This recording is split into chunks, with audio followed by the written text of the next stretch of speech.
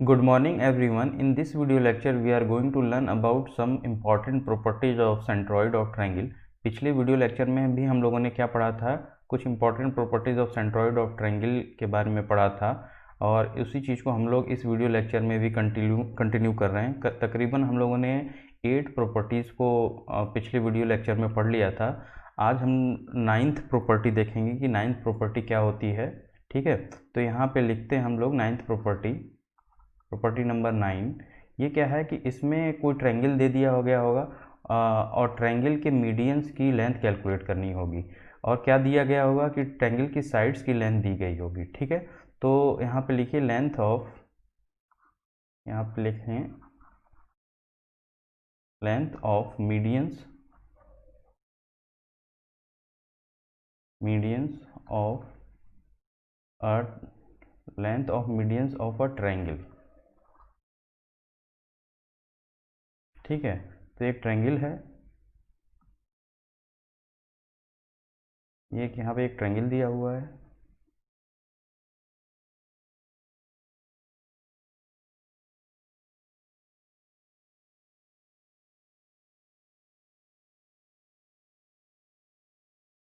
ये वर्टेक्स ए है, vertex B and vertex सी।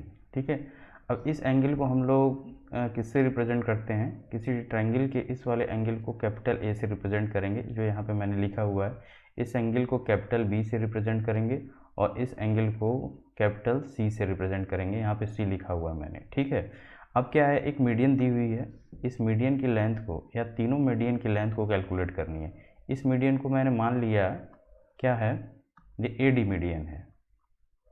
ठीक है, तो हमें ये ए डी मीडियन जो है उसकी लेंथ को कैलकुलेट करनी है। ठीक है, तो इसकी लेंथ को कैलकुलेट करने के लिए हम लोग दो मेथड से इसकी लेंथ को कैलकुलेट कर सकते हैं। इस एक मेथड तो जैसे तुमने सॉल्यूशन ऑफ ट्रायंगल ट्रिग्नोमेट्री में पढ़ा होगा, कोसाइन रूल। एक कोसाइन रूल होता है, कोसाइन रूल होता है, उसकी सहायता से हम लोग कैलकुलेट कर सकते हैं। या एक अपोलोनियस थ्योरम होता है, नियस थ्योरम।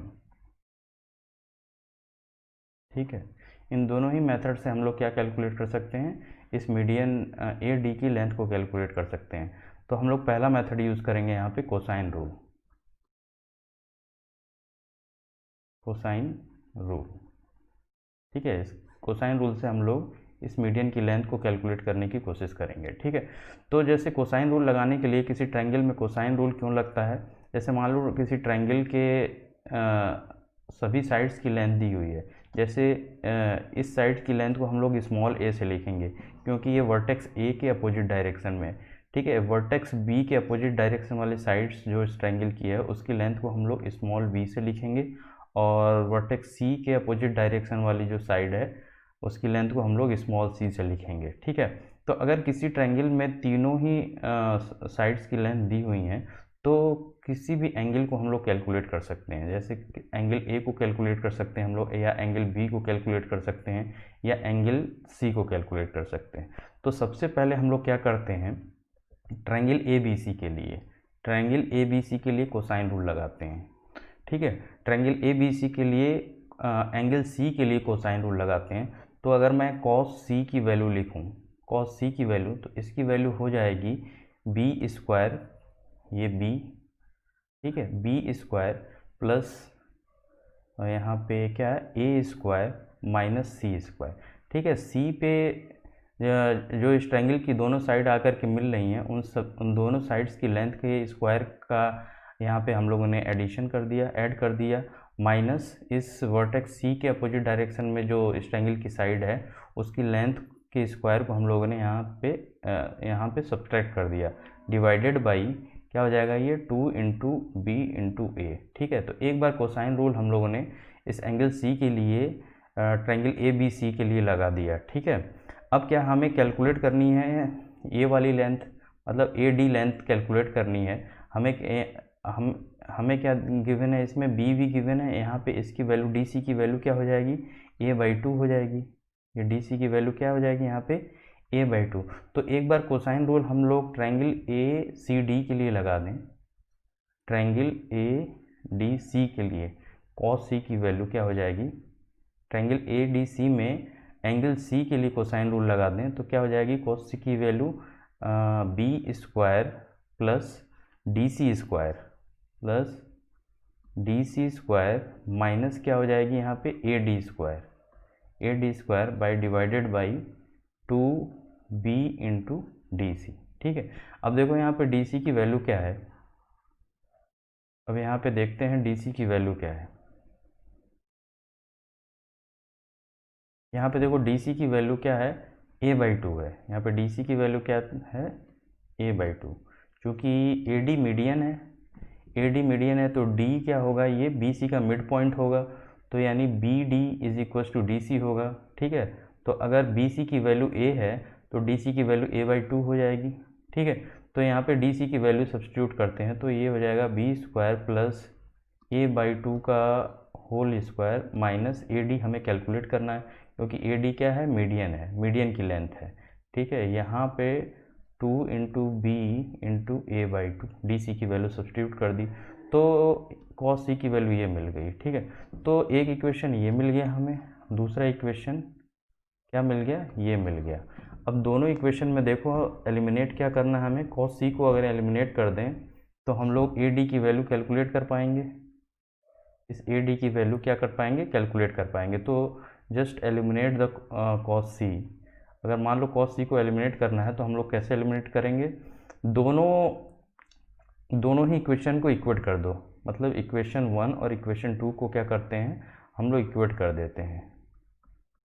ठीक है, क्योंकि यहाँ पे भी कॉस सी की वैल्यू ये दी हुई है और यहाँ पे भी कॉस सी की वैल्यू ये दी हुई है, तो दोनों इक्वेशन के राइट हैंड साइड को इक्वेट कर दें हम लोग तो यहाँ पे क्या आ जाएगा, B square plus A square minus C square divided by 2 into B into C, और यहाँ पे क्या आ जाएगा, B square plus A square by 4 minus A D square divided by क्या हो जाएगा, 2b into a/2।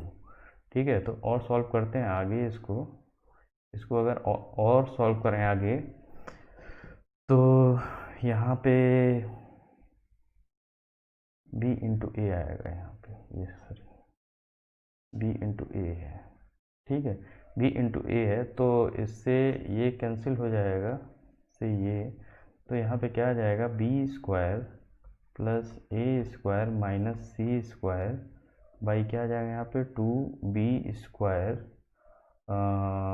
Plus A square by 2 minus 2ad square. ad square को इधर ले आएँ तो 2ad स्क्वायर की वैल्यू क्या आ जाएगी, यहाँ पे ये इधर जाएगा तो b स्क्वायर एक बचेगा, प्लस इधर जाएगा ये c स्क्वायर इधर जाएगा तो c square minus a square by 2। ठीक है, तो इसको और सॉल्व करेंगे हम लोग तो यहाँ पे 2b square plus C square minus a square divided by 2, यानी ए डी स्क्वायर की वैल्यू क्या आ गई, ए डी स्क्वायर की वैल्यू क्या आ जाएगी यहाँ पे 2b square plus C square minus a square divided by 4। ठीक, इसको और सॉल्व करोगे तो ए डी की वैल्यू यहाँ पे कैलकुलेट होकर के आएगी, ए डी की वैल्यू यहाँ पे आएगी under root 2b square plus C square minus a square divided by 2। ठीक है, तो हम लोगों ने एक मीडियन की लेंथ यहाँ पे कैलकुलेट कर ली, किसकी, इस ट्रायंगल के एक मीडियन ए डी की लेंथ कैलकुलेट कर ली। अगर मान लो हमें यहाँ पे बी एक दूसरी मीडियन की लेंथ कैलकुलेट करनी है तो by using symmetry we can calculate the length of other 2 medians. ठीक है, यहाँ पे अगर मान लो ये पॉइंट ई है और ये पॉइंट एफ है तो हम लोग क्या कर सकते हैं, median b and median b e और मीडियन सी एफ की भी लेंथ को कैलकुलेट कर सकते हैं बाय यूजिंग सिमेट्री। ठीक है, हम लोगों ने ए डी की लेंथ को कैलकुलेट कर रखा है, अब सिमेट्री से हम लोग क्या कैलकुलेट कर ले रहे हैं, मीडियन बी ई और मीडियन सी ई की लेंथ को कैलकुलेट कर लेंगे। तो जैसे यहाँ पे हम लोगों ने मीडियन ए डी की लेंथ को कैलकुलेट किया, तो बी ई की बी ई मीडियन की लेंथ क्या हो जाएगी, यहाँ पे बी ई मीडियन की लेंथ हो जाएगी, बी ई मीडियन की लेंथ क्या हो जाएगी, यहाँ पे देखो जब हम लोग ए डी मीडियन की लेंथ को कैलकुलेट कर रहे थे, तो यहाँ पे माइनस क्या हो रहा है, ए स्क्वायर हो रहा है, और बी स्क्वायर प्लस सी स्क्वायर दोनों ऐड हो रहे हैं। अगर बी ई की मीडियन की लेंथ को कैलकुलेट करनी है तो यहाँ पे माइनस क्या होगा, बी स्क्वायर होगा, यानी ट्वाइस ऑफ, क्या लिखेंगे इसको, twice of a square plus C square minus b square divided by क्या हो जाएगा, ये 2 हो जाएगा। ऐसे ही अगर सी एफ मीडियन की लेंथ को कैलकुलेट करें तो ये क्या हो जाएगा, सी एफ मीडियन की लेंथ ये हो जाएगी आपकी, सॉरी, ये क्या हो जाएगी, ये हो जाएगी 2 A square plus B square minus C square divided by 2। तो इस तरीके से हम लोगों ने तीनों ही मीडियन की लेंथ को क्या कर लिया, कैलकुलेट कर लिया। इसको इक्वेशन अगर मैं ए मान लूँ और इसको इक्वेशन बी मान लूँ एंड इसको इक्वेशन सी मान लूँ, तो एक और इम्पॉर्टेंट प्रॉपर्टी हम यहाँ पे हम लोग जनरेट करेंगे, वो ये है कि जैसे मान लो ए स्क्वायर, मैं लिखूँ A square plus B square plus C square की वैल्यू देखते हैं क्या होती है। ठीक है, इन तीनों इक्वेशन के स्क्वायर को हम लोग ऐड करके देखते हैं कि क्या निकल के आता है। इन तीनों इक्वेशन के स्क्वायर को ऐड करके देखोगे तो यहाँ पे क्या निकल के आएगा, ए डी का स्क्वायर प्लस बी ई का स्क्वायर प्लस सी एफ का स्क्वायर, ये क्या निकल के आया, ये निकल के आएगा यहाँ पे twice of b square plus C square minus a square by 4 plus twice of a square plus C square minus b square divided by 4 plus twice of a square plus B square minus C square divided by 4। इसको और solve करते हैं आगे, तो देखेंगे कि solution क्या आता है, और आगे क्या आता है इसको और सॉल्व करके देखते हैं। तो इसको सॉल्व करोगे तो यहाँ पे क्या आ जाएगा, यहाँ पे आ जाएगा 2b स्क्वायर यहाँ पे है, 2b स्क्वायर यहाँ पे है, तो ये क्या हो जाएगा 4b square, 4b square plus सी स्क्वायर प्लस ए स्क्वायर माइनस क्या हो जाएगा यहाँ पे A square plus B square plus C square divided by क्या आ जाएगा 4 आ जाएगा। तो यहाँ पे क्या हो जाएगा 3/4 डिवाइडेड बाई क्या हो जाएगा यहाँ पे A square plus B square plus C square. ठीक है, तो इस तरीके से हमारी क्या वैल्यू आ गई, A D square plus B E square plus C F square की वैल्यू क्या आ गई 3/4 A square plus B square plus C square, ये वैल्यूज़ आ गई। तो हम लोग लिख सकते हैं कि ratio of square of median and the ratio and square of side, A क्या है, स्क्वायर ऑफ साइड क्या है, यहाँ पे ऐसे लिख सकते हैं हम लोग कि A D square plus B E square plus C F square divided by क्या A square plus B square plus C square, ये क्या आ जाएगा 3/4 के। तो इसका मतलब अगर जैसे कोई ट्रायंगल दिया हुआ है, यहाँ पे मैं ट्रायंगल ले लेता हूँ, ये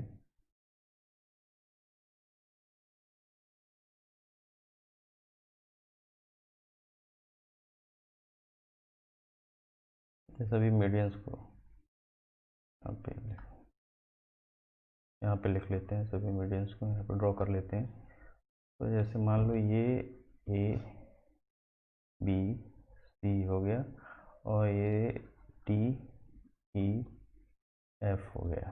ठीक है, इसकी लेंथ क्या है, ए है, इसकी लेंथ बी एंड इसकी लेंथ सी। इस साइड की लेंथ ए, इस साइड की लेंथ बी, इस साइड की लेंथ। तो मीडियंस के addition of square of all median, ठीक है, जितने भी मीडियन हैं उनका स्क्वायर करें और उनको ऐड कर दें, और जितने भी साइड हैं उनकी लेंथ को स्क्वायर कर दें और ऐड कर दें, तो इन दोनों का रेशियो क्या होगा, हमेशा 3/4 के बराबर होगा। तो ये एक इम्पॉर्टेंट प्रॉपर्टी है and we have to remember this property. ठीक है, तो ये है। तो एक फिर इसको मैं इरेज करता हूँ, इरेज नहीं, आगे ही बढ़ते हैं। ठीक है, एक हम लोग कौन सी प्रॉपर्टी पढ़ते हैं, अब हम लोगों ने कितनी प्रॉपर्टी पढ़ ली, 9 10 11वीं प्रॉपर्टी एक पढ़ते हैं, 11th प्रॉपर्टी नंबर 11। तो इसमें क्या है कि एरिया ऑफ लिखेंगे, area of triangle A B c is equals to 4/3 of area of triangle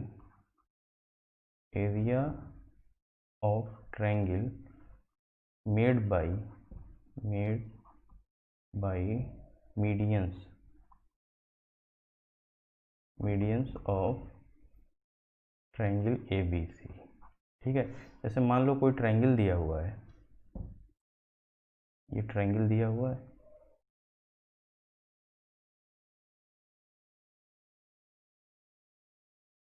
इनके मीडियंस हैं, 3 मीडियंस होंगी यहाँ पे।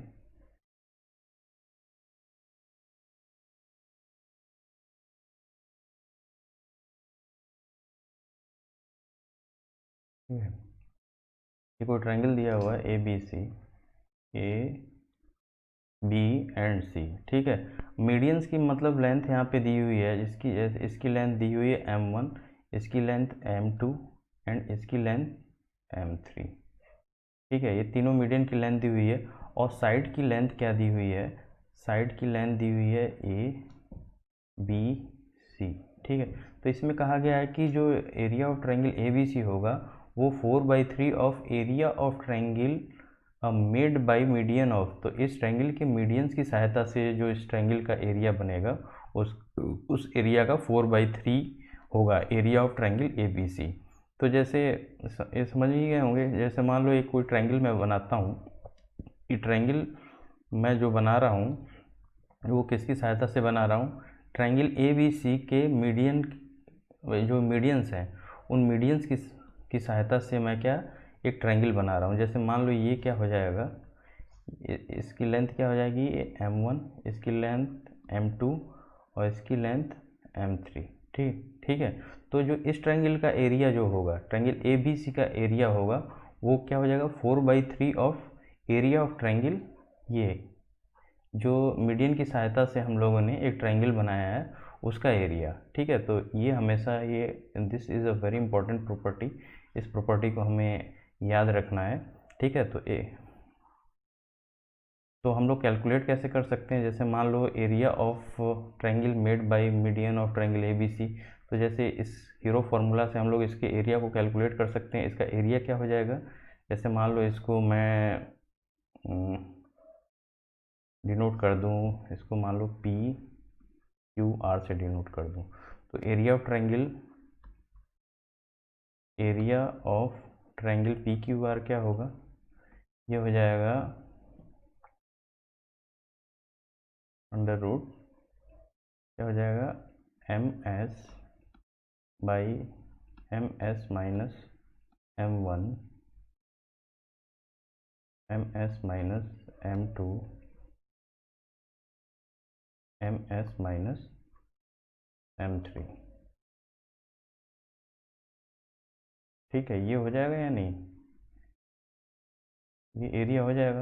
यहाँ पे ms की वैल्यू क्या है, यहाँ पे ms की वैल्यू है m1 plus m2 plus m3 divided by 2। ठीक है, ये याद रखना है। तो एरिया ऑफ ट्रायंगल क्या हो जाएगा पी क्यू आर, तो इसलिए area of triangle A B c क्या हो जाएगा, area of triangle A B c क्या हो जाएगा, ये हो जाएगा 4/3 times under root m s minus M1 MS minus M2 MS minus M3। ठीक है, तो इस तरीके से हम लोग एरिया ऑफ ट्राइंगल कैलकुलेट कर सकते हैं। अब देखो प्रॉपर्टी नंबर 11th हो गई, प्रॉपर्टी नंबर 12th पढ़ते हैं हम लोग। क्या है, एक 12वीं प्रॉपर्टी पढ़ते हैं।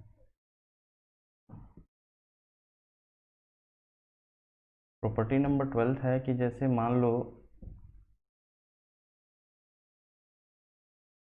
लो इसमें क्या दिया हुआ है कि किसी ट्राइंगल ए बी सी, कोई ट्राइंगल है, ट्राइंगल ए बी सी की में मीडियन की लेंथ दी हुई है। जैसे मीडियन, पहली मीडियन की लेंथ मान लो M2 है, दूसरी मीडियन की लेंथ M2 है, तीसरी मीडियन की लेंथ M3 है। पहले मीडियन की लेंथ क्या है, M1, दूसरे मीडियन की लेंथ M2 और तीसरी मीडियन की लेंथ M3 है। कोई ट्रायंगल है ABC। तो हम लोग क्या कर सकते हैं कि उस ट्रायंगल ABC की साइड्स को, की लेंथ को हम लोग कैलकुलेट कर सकते हैं। तो यहाँ पे जैसे मान लो एक कोई ट्रायंगल है, यहाँ पे मैं एक ट्रायंगल ड्रॉ करता हूँ।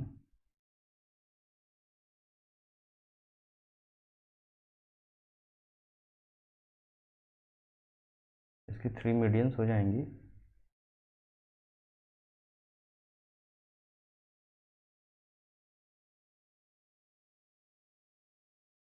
ठीक है, ये कोई ट्रायंगल है ABC, ABC। इस मीडियन की लेंथ M1 है, इस वाले मीडियन की लेंथ M2 है एंड इस मीडियन की लेंथ M3 है। ठीक है, अब हमें कैलकुलेट क्या करना है, दिया हुआ है ये M1, M2 और M3। हमें क्या कैलकुलेट करना है, इस ट्रायंगल की साइड्स की लेंथ कैलकुलेट करनी है। मतलब हमें एक BC की लेंथ कैलकुलेट करनी है, मतलब A की वैल्यू कैलकुलेट करनी है। हमें AC की लेंथ कैलकुलेट करनी है, यानी हमें B की वैल्यू कैलकुलेट करनी है। एंड हमें AB साइड की लेंथ कैलकुलेट करनी है, यानी हमें C की वैल्यू कैलकुलेट करनी है। तो अगर मैं A की वैल्यू लिखना चाहूँ तो A की वैल्यू ये होती है 2/3 under root twice of M2 square plus M3 square minus M1 square. हमें इसको कैलकुलेट करना है। कैसे कैलकुलेट करना है, जैसे मान लो A की लेंथ आपको कैलकुलेट करनी है A, तो इस साइड्स से जो दो मीडियंस लगे हुए हैं, इस वर्टिसेस पे जो दो मीडियंस लगे हुए हैं, यानी M2 का स्क्वायर करना है प्लस M3 का स्क्वायर करना है और माइनस क्या करना है इसमें से M1 के स्क्वायर को। इस M1 के स्क्वायर को क्या करना है, यहाँ से माइनस करना है।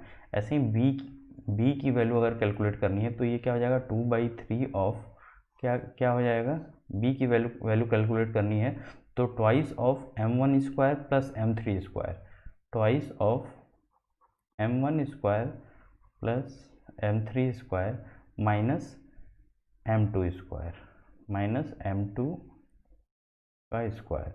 ऐसे ही अगर C की वैल्यू कैलकुलेट करनी है तो ये क्या हो जाएगा 2/3 of under root twice of C की वैल्यू कैलकुलेट करनी है M1 का स्क्वायर प्लस M2 का स्क्वायर, M1 का स्क्वायर प्लस M2 का स्क्वायर माइनस क्या यहाँ पे आ जाएगा M3 का स्क्वायर।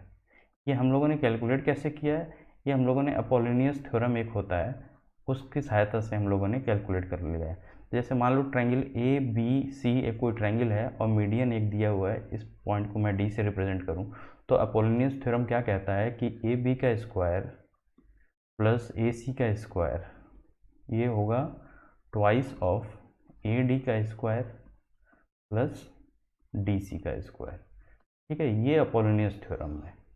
इसी की सहायता से हम लोगों ने क्या कैलकुलेट किया है, इस ट्रायंगल ABC की साइड्स की लेंथ को कैलकुलेट किया। मतलब A की वैल्यू कैलकुलेट की है, B की वैल्यू कैलकुलेट की है और C की वैल्यू कैलकुलेट की है। ठीक है, तो यहाँ पे AD क्या है, AD ये मीडियन है, DC क्या है, DC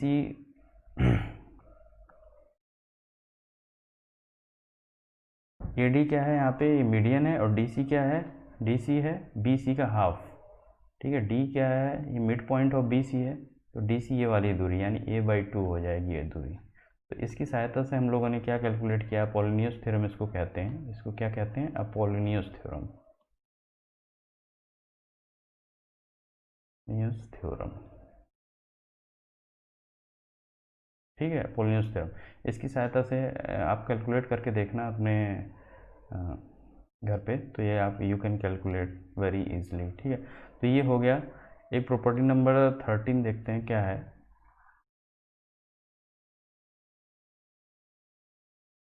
प्रॉपर्टी नंबर 13 देखते हैं। प्रॉपर्टी नंबर 13 है, जैसे मान लो कोई ट्रायंगल है, ट्रायंगल ए बी सी है। इसका सेंट्रॉइड क्या है, इसका सेंट्रॉइड मान लो जी है। तो एक प्रॉपर्टी होती है कि ए बी का स्क्वायर प्लस बी सी का स्क्वायर प्लस सी ए का स्क्वायर, ये क्या होता है, 3 टाइम्स ऑफ जी ए का स्क्वायर प्लस जी बी का स्क्वायर प्लस जी सी का स्क्वायर। ठीक है। तो यहाँ पे एक क्या दी हुई है, यहाँ पे एक दी हुई है हमें ट्रायंगल ए बी सी। यहाँ पे एक ट्रायंगल दी हुई है और इसका सेंट्रॉइड दिया हुआ है यहाँ पे जी। ठीक है। ट्रायंगल क्या है, ए बी सी। अब क्या है कि इसको अगर इससे ऐसे मिला दें,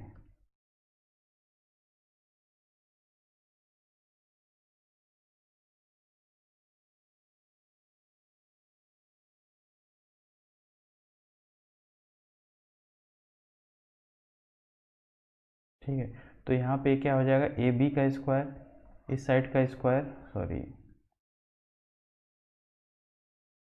ए बी का स्क्वायर प्लस बी सी का स्क्वायर प्लस सी ए का स्क्वायर, मतलब इस साइड का स्क्वायर प्लस बी, इस साइड का स्क्वायर प्लस इस साइड का स्क्वायर, ये क्या होगा, 3 times of G A, 3 times of G A का स्क्वायर प्लस जी बी का स्क्वायर प्लस जी सी का स्क्वायर। तो प्रॉपर्टी नंबर 13 है, and we have to remember this property. This property is very important for your exam, ठीक है। तो एक चौथी 14th प्रॉपर्टी के बारे में देखते हैं कि 14th प्रॉपर्टी क्या है।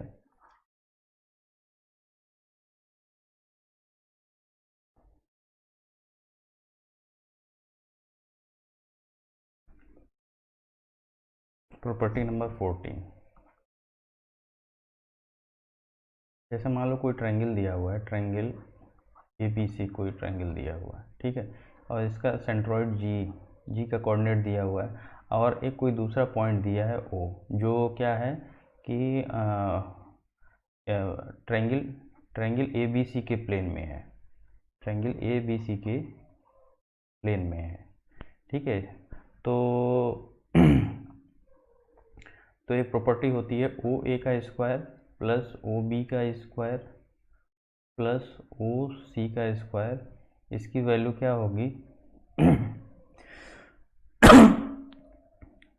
जी ए का स्क्वायर प्लस जी बी का स्क्वायर प्लस जी सी का स्क्वायर और प्लस यहाँ पे 3GO का स्क्वायर। तो ये प्रॉपर्टी भी बहुत इंपॉर्टेंट है, and you have to remember this property, ठीक है। एक 15वीं प्रॉपर्टी के बारे में देखते हैं। 15वीं प्रॉपर्टी क्या है, centroid of any triangle always lies inside the triangle. Centroid of any triangle, कोई भी ट्रायंगल हो, ऑब्ट्यूज हो, एक्यूट हो ट्रायंगल, या राइट एंगल ट्रायंगल है, किसी भी टाइप का ट्रायंगल है, सेंट्रॉइड क्या होगा, हमेशा ट्रायंगल के अंदर ही होगा। Centroid of any triangle always lies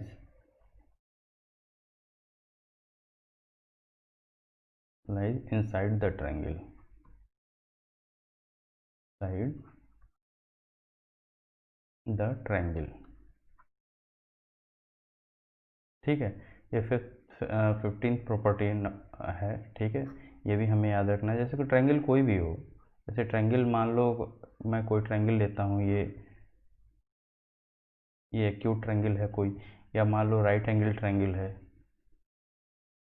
ठीक है, या मान लो ऑब्ट्यूज ट्रायंगल है कोई,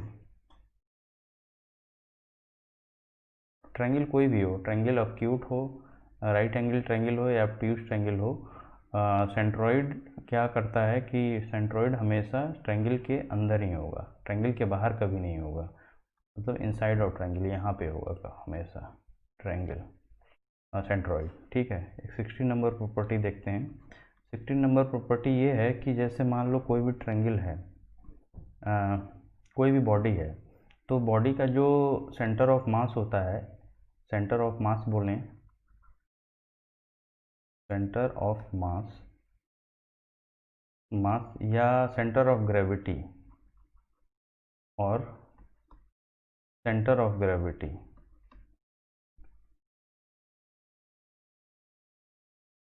इन दोनों को ही क्या रिप्रेजेंट करता है, सेंट्रॉइड, सेंट्रॉइड इन दोनों को ही रिप्रेजेंट करता है। किसी बॉडी का सेंट्रॉइड का मतलब क्या है, उस बॉडी का या तो सेंटर ऑफ मास या सेंटर ऑफ ग्रेविटी। मेनली हम लोग क्या क्या कहते हैं, सेंटर ऑफ मास, क्योंकि सेंटर ऑफ ग्रेविटी अगर ग्रेविटेशनल फील्ड यूनिफॉर्म नहीं है, ठीक है, यूनिफॉर्मली डिस्ट्रीब्यूटेड नहीं है, तो सेंटर ऑफ ग्रेविटी डिस्प्लेस हो सकता है, इधर उधर जा सकता है, लेकिन सेंटर ऑफ मास हमेशा एक फिक्स पॉइंट होती है। ठीक है, तो सेंट्रॉइड को हमेशा क्या कहते हैं, किसी बॉडी की सेंटर ऑफ मास को ही हम लोग क्या कहते हैं, सेंट्रॉइड। या कभी कभी जब ग्रेविटेशनल फील्ड यूनिफॉर्मली डिस्ट्रीब्यूटेड हो, तो सेंटर ऑफ ग्रेविटी को ही भी हम लोग क्या कहते हैं, सेंट्रॉइड ऑफ दैट बॉडी। ठीक है,